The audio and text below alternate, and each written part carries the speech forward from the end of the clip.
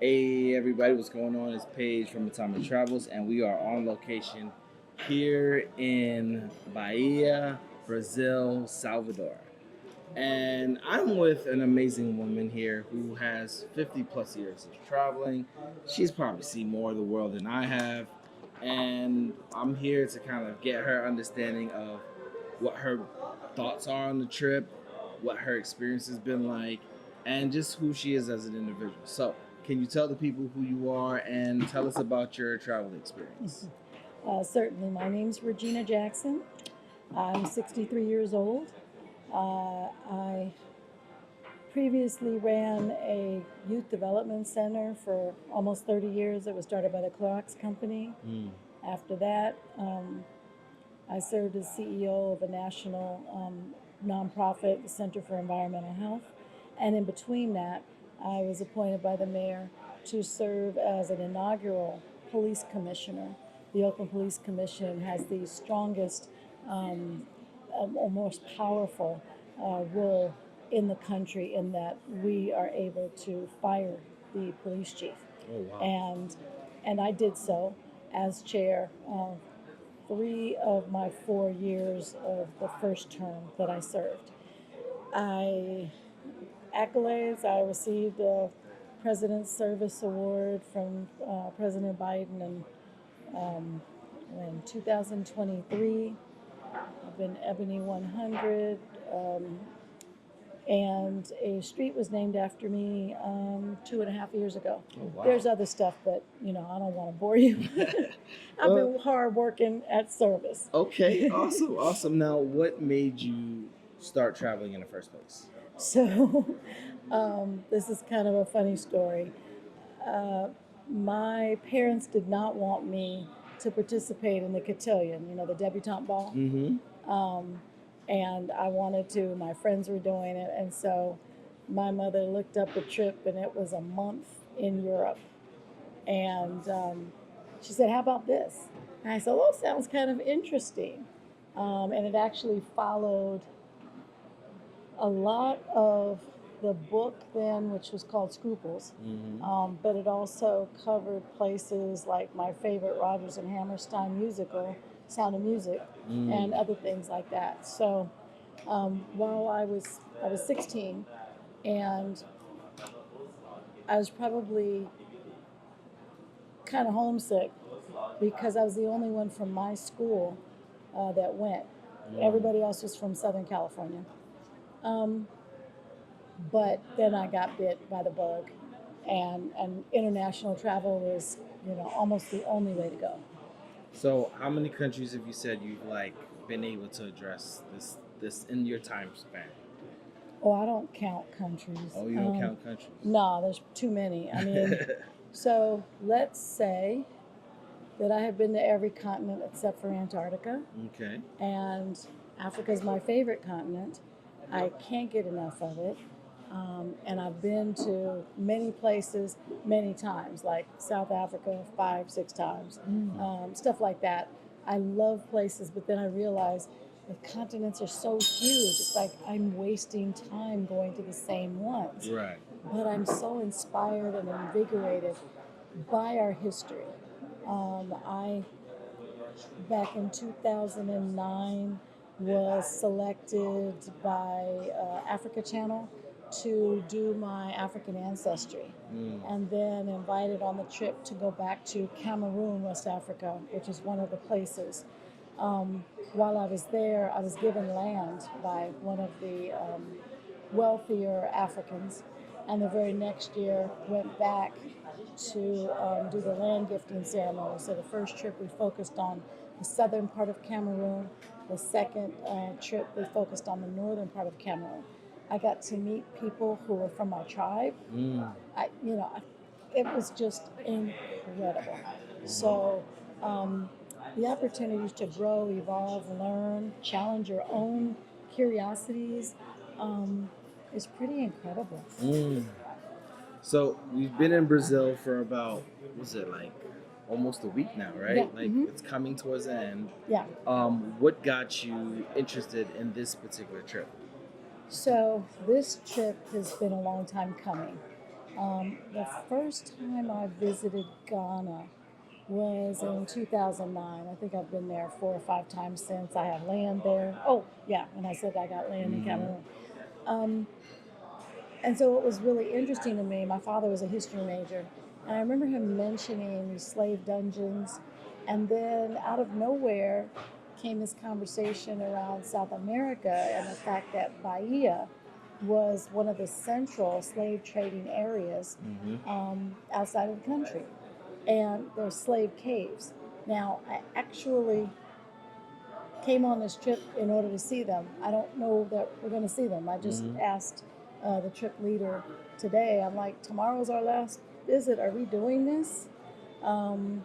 So I may have to make a separate trip, which is fine because I know people here. The world is small. Right, right. So that was the reason that I came. But I wasn't paying real close attention because what I forgot to mention is that I wrote a best-selling book and I've been doing a tour. So I wasn't paying attention to the details, but I couldn't imagine that we'd be coming to Bahia and not going to slave caves. So it's just an assumption on my part that may not be accurate. Okay. Now, what have you learned about this on this trip that you didn't know already? I think that the clarity of the favelas and the background behind them, and you know, I've been around abject poverty based upon the work that I've done, the interests that I have. I didn't come from, underserved population. So I've learned a lot through that process. But the piece that was like a wow to me was when the tour guides talked about in Rio how that part of the country is effectively trying to do erasure, and I've watched the colorism, and it's like there's this overarching, I think it's fear and ignorance of the beauty and the capacity and the strength and the power of Black people, that there is so much focused on trying to crush us, trying to not allow our history to speak so many volumes because of its torturous and horrendous treatment. And nowadays it's our own people. Yeah. So I mean the whites and Europeans were so effective in not just hating us, but getting us to hate ourselves. And I feel victimized every time I think about it. I mean, I just, want to tear up and want to be like, this isn't about the house slaves and the field slaves. We're all one. And then looking at Black and brown and saying, do you know how critically powerful we could be both politically and just in general if we would not look at the separations of our experience, of our colors, of our confidence, of our opportunities. And it really comes from insecurity. It comes from negative identity formation. I really focus a lot on positive identity formation, particularly around young people.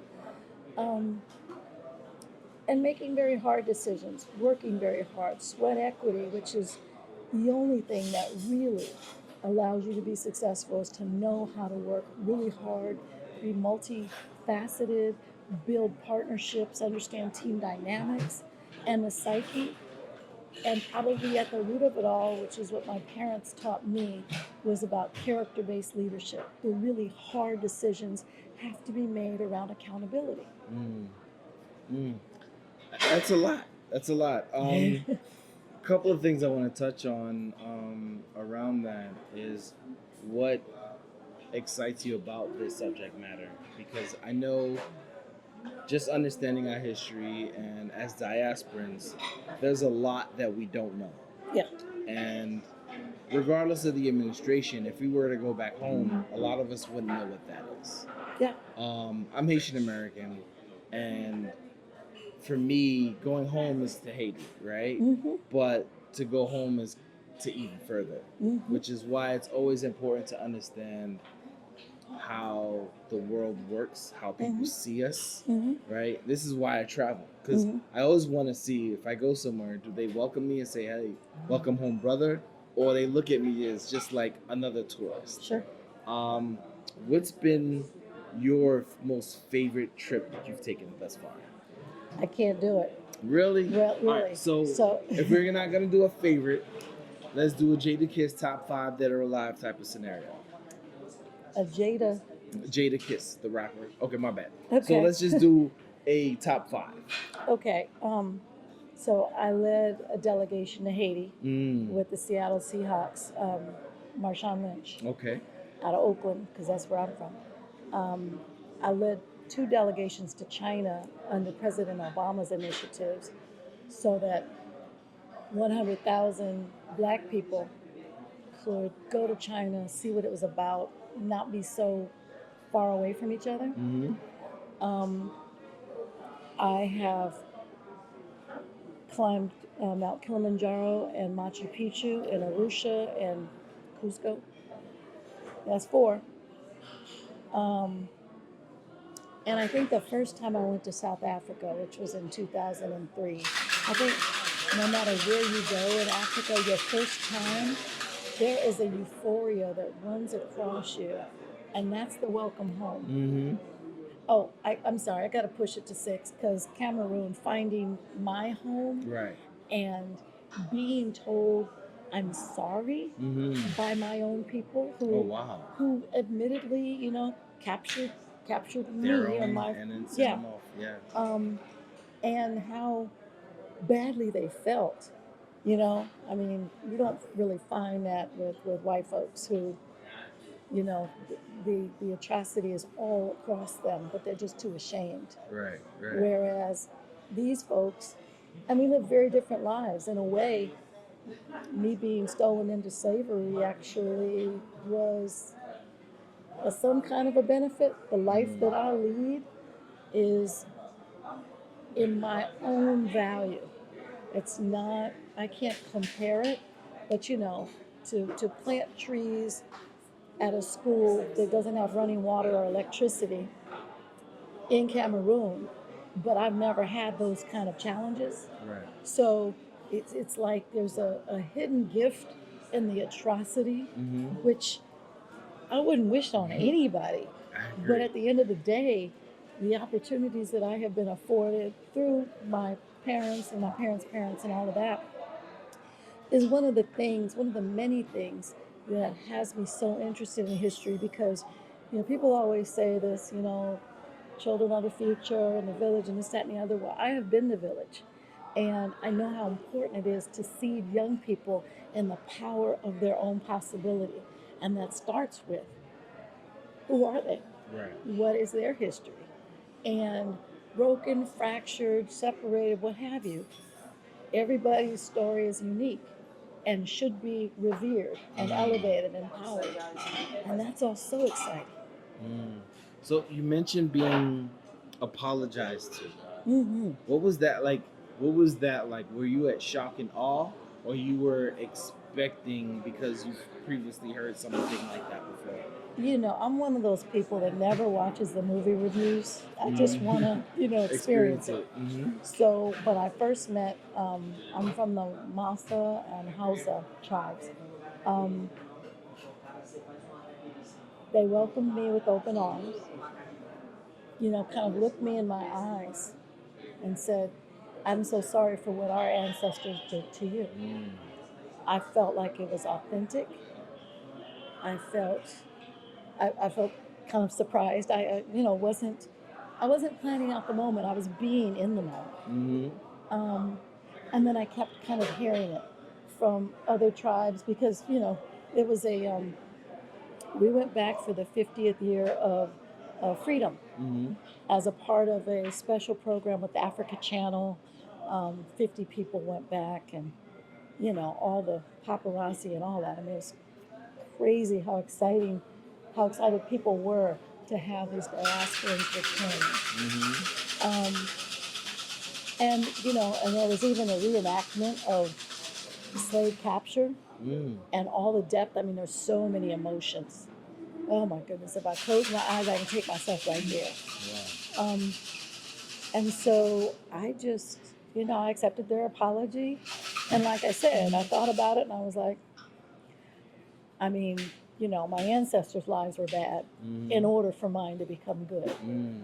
And, you know, going back to Ghana and the slave dungeons and standing inside some of those rooms where there's like 6 or 9 holes that 150 people, accessed oxygen from. Yeah. And then on top of those dungeons is a cross, like God ordained it. I mean, these very horrific. I, it's not that I don't like all white people, but I am definitely skeptical Right. Right. because right. they went all the way And to then act like God did this. and use religion as the validating act Yep. to do the things that they did. That is correct. With that being said, I too I went to Ghana the year to return, and that was a eye-opening experience. That was the first time I was told welcome home. So Right, that was 2019, right? Yep. So I've previously been to South Africa. I've previously been to Egypt, and Egypt's another one. right. There's just so many. So, South Africa and Egypt just received you as just a regular tourist. Ghana was different. Morocco was actually almost similar to Ghana, where it was like my brother. And I think a lot of it is due to the Moorish culture being out there, the Berber culture being out there, and then just really acknowledging that they are the blacks of the North, right? Yes. And however you put it, you're on the continent, they're Right. going to treat you as such. Yeah. What made you want to? Actually, I'm going to go to your book. Okay. What was your book about? My book was about the youth-led culture and the mentoring culture that I built at the East Oakland Youth Development Center, recognizing that social capital goes both ways, right? So I might teach young people, but if I put them in positions of power and train them, then they can teach younger people. So they were writing curriculum, teaching classes, writing proposals for funding, leading tours, leading programs, field trips. And these young people are as young as 13 and as old as 20.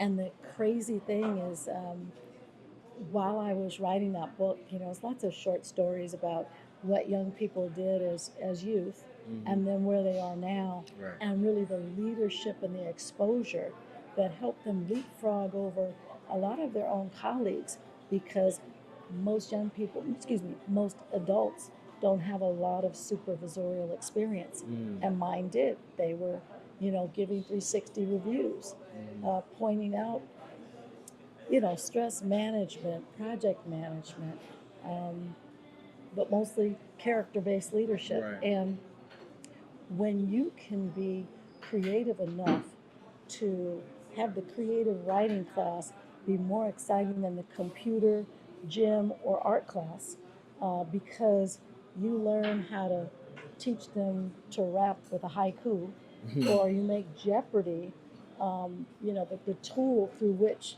they're like, "Ooh, I know this one. Oh, I didn't know that one." I mean, what does that say about schools today, right? Right. And they also can co-create subject, matter curriculum. And then they become, as young people, subject matter experts of their own experience because they are uniquely them, right?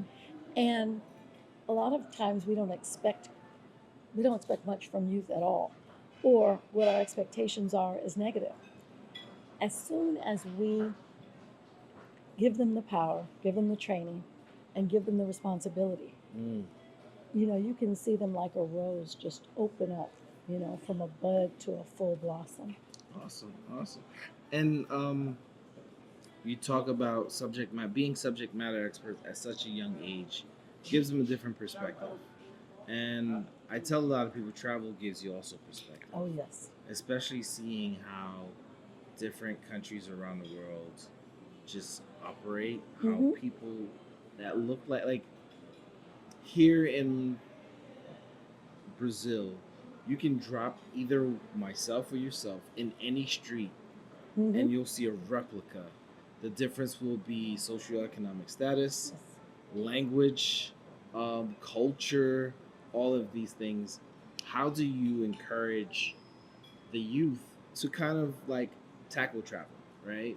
Because one, I mean, you're not their parent, so you can't be like, I'm gonna pay for you to go travel, but like at least exploring the city, right? Especially Oakland, going from Oakland to San Francisco Mm-hmm. to Mountain View to LA to San Diego.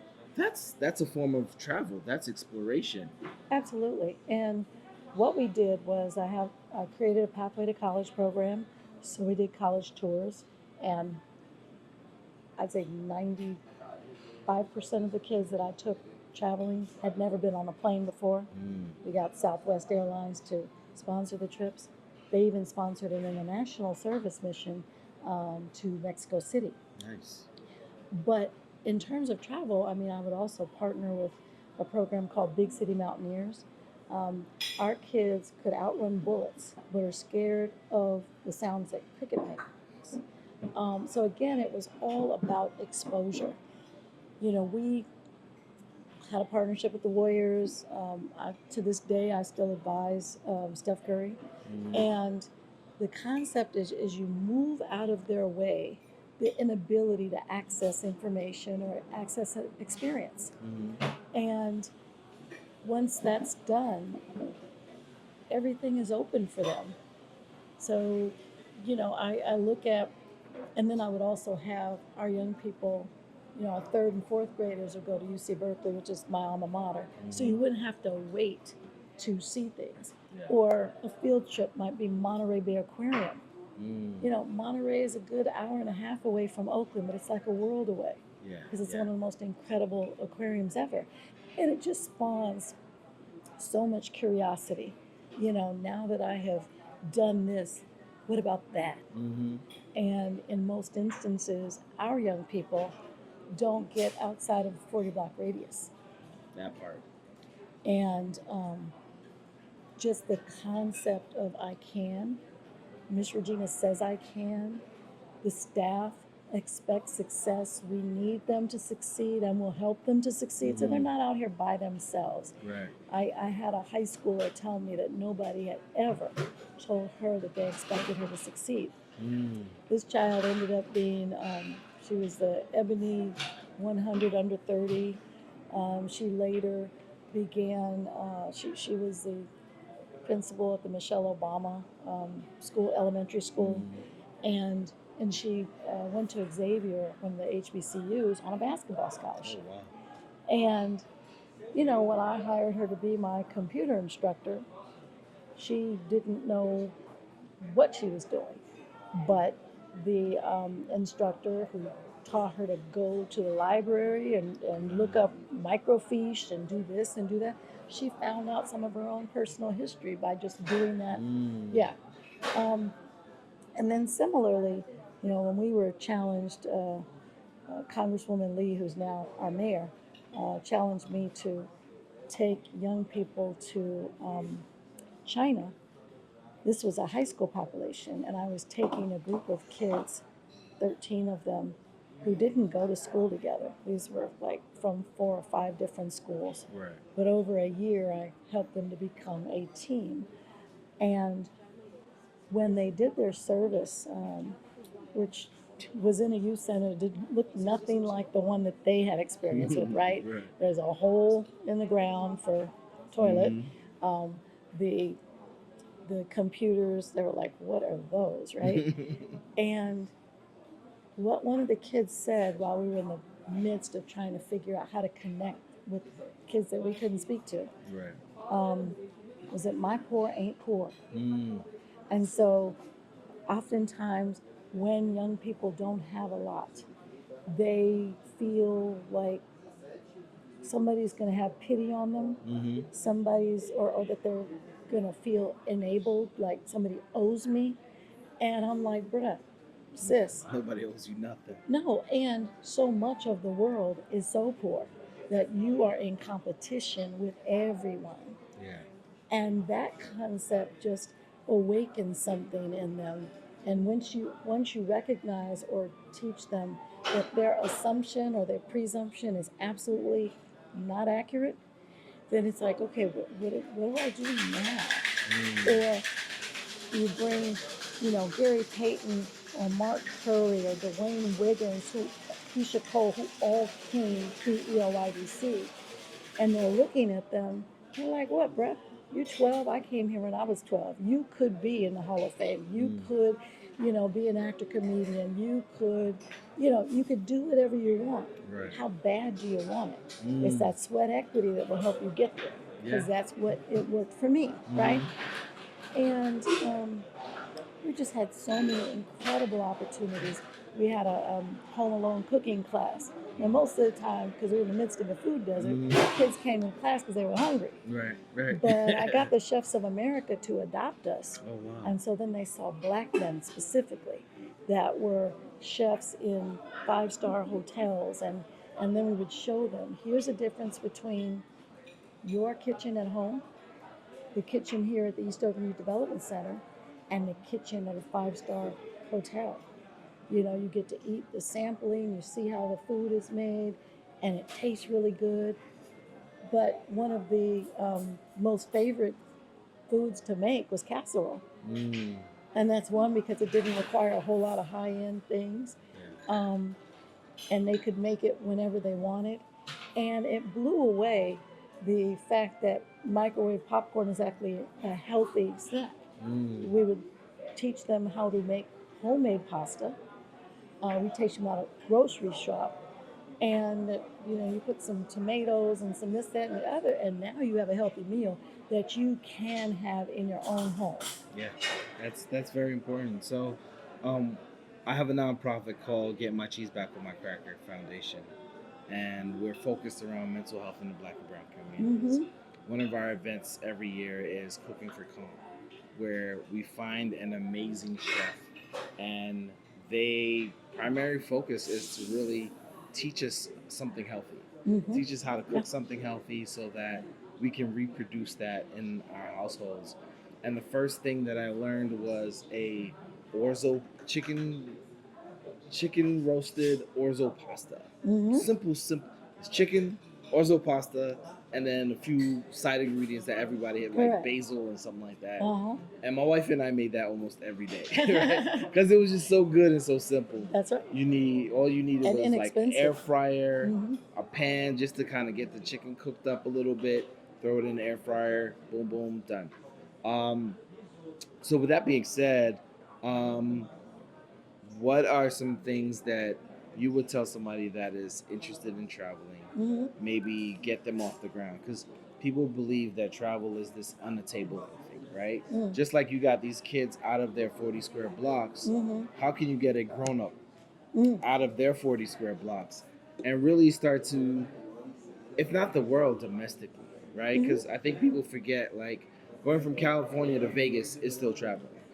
California to Utah is still traveling. California to Minnesota or any of these Midwest states is still traveling. Like, or Lake Tahoe. I mean, right up it's the street. It's a whole other world, right? Right up the street. Yeah. Even my wife's good friend lives in, used to live in Oakland.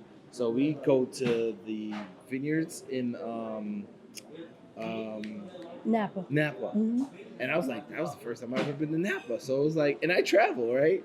But we don't see a lot of our own backyard as travel. That's correct. What are some things that you would tell somebody interested? So I would always have orientations before I took kids anywhere, so that their parents got an opportunity, or one parent, whatever, to get the background of what their child was going to experience. And then that would be the appetite for them. And so there's no reason that you and your child or children can't travel, whether it's to Sausalito, like you said, San Francisco, down the street to Half Moon Bay. And these just require gas for those people who have cars, right? Because some people don't. Um, and I think it's like the Nike slogan, just do it, get started. I was challenging one of the young people at the spa in Rio because I had a massage, and she was telling me, oh, Bahia is so beautiful, this, that, and the other. I said, when was the last time you were there? She's like, oh, I've never been there. So how do you know it's beautiful? Right. She said, well, I've seen pictures. And I said, there's nothing like the actual experience. I said, so I want you to tell me right now when you're going to go. And she said, I said, how about 2028? It's not a lot of time. You can get your money together, do what you need to do. I said, but don't wait because, life waits for no one. And, I know where I'm traveling into 2028 now. And part of that is because I took a sabbatical 11 years ago when I climbed Mount Kilimanjaro and did a whole bunch of other travel. And it's on somebody else's dime. And so, not everybody, gets 50,000 put in their lap and says, what are you going to do over a 3-month period? But I didn't have to stop and think. It was just a matter of planning. I knew exactly where I wanted to go, and I wanted to go everywhere. Or, I've even taken young people out of the country to teach them how to travel. It's an exceptional experience because when you realize that it's not that hard, but for resources, and resources are a big deal. Right. But you take the trappings out of their way. You just remove all the blocks and say, okay, how can you? Because when I was sharing with the Oakland Unified School District when I was taking kids, the superintendent told me, based upon what you're doing in terms of preparation now, we can give you 3 additional credits for high school. And, that's one of the biggest challenges for schools that are serving underserved populations. They don't have enough credits to graduate. For adults, their fear around travel is the same fear they have around their kids going to college. And I'm sitting here saying, just because you didn't doesn't mean you should stand in the way of them. Right. And so we actually got some parents to return to take GED classes or to be in our pathway to college and have them graduate around the same time as each other, really pursue their dreams.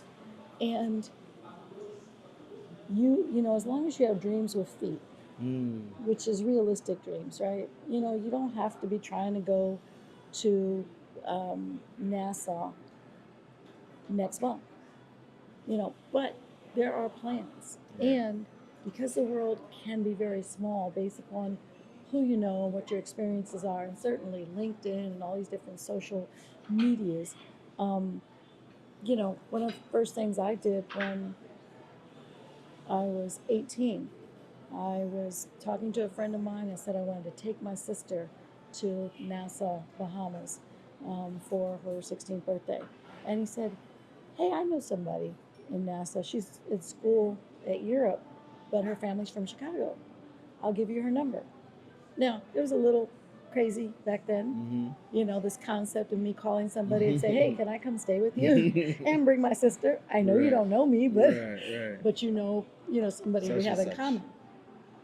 And, she's one of my best friends to this day. Her mother thought she was crazy when she said, can we? And when I first met her, the mom was like, she was married to a Bahamian and fell in love with me, and, the rest is history. So you can have friendships, relationships, marriages, partnerships. All you have to do is dream of it, and you can find a way to get there. Now, for people that are working 2 and 3 jobs, I get it. It's like, look, I can't afford my rent. Lord knows right now, all expenses are much higher. What is this thing called savings, rainy day funds? They don't exist. But then I say, tell me where you want to go. Tell me what you want to do. And let's see if we can't get you closer. You touched on this a lot earlier, social equity. And you actually just touched on it this last call, right? This last statement, and the fact that social equity led you to be able to take your sister to the Bahamas because of proximity. Mm-hmm. Proximity is pretty much the opportunities that we have and the ones that we choose to take. Mm-hmm. So I listen. You gave me more than I thought I was gonna get. I definitely appreciate that. Tell us who you are again, and tell us where can we find you, where can we find your book, Sure. where can we follow the work that you're doing. Okay. So my name is Regina Jackson. I am still in Oakland, California, still in service. I'm an executive coach now for nonprofit executives. My book, Unleashed Potential: How Youth Lead the Way to a Stronger Future, is on Amazon right now. I am re-releasing it because Steph Curry just wrote a foreword for it, and so I'm going to put it in a lot of the black black-owned stores across the country. Um, my website is reginagjackson.com, and um, where else can you find me? I do lots of public speaking. I'll be at the United Negro College Fund this summer in Atlanta at their conference. I'll be speaking at the Independent Sector for their National Summit in Phoenix, Arizona in October. And I'm doing a few summits in LA for a girls' retreat. You know, the days just keep coming, right? So she's doing a lot, y'all. She'll be busy. Y'all might see her, y'all might not see her, but you can follow her. And I'm on all of them. Twitter, Instagram, whatever. Go ahead. So I asked you what was your biggest takeaway, but what was your favorite part of this trip? My favorite part of this trip? The favelas. Yeah. There's nothing like being able to see with your own eyes the circumstance. I mean, flying up on the motorcycle and you're, literally, if they stop, you may be rolling back, right? Or looking into a room that has almost nothing in it and recognizing that this is how people live day in, day out, whether they're fortunate enough to have a job or not. And the separation from people with economic power versus people that don't have economic power, and because they've been raised up in these favelas, they may have moved, closer to the front, closer to the ground, but they're in the same spaces. And the fact that the history allows their personal and familial history to be steeped in place-based spaces, that's incredibly important. It's a major philanthropic priority. And that says everything about how valuable home is, especially in light of the homelessness and the lack of, the increased vulnerability, and even the lack of protection. If you're a hard worker, you can still be laid off. There's no such thing as job security anymore. That's scary.